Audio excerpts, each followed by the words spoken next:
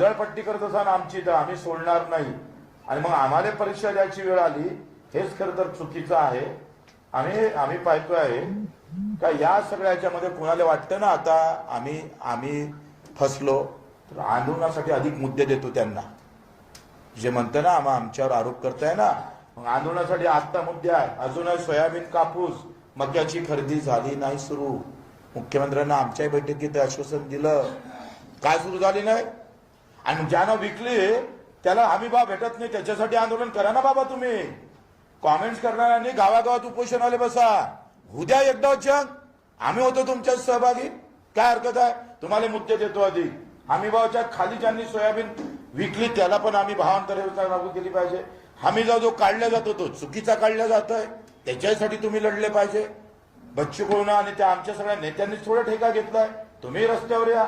स्वामीनाथन आयोगाच्या अंमलबजावणी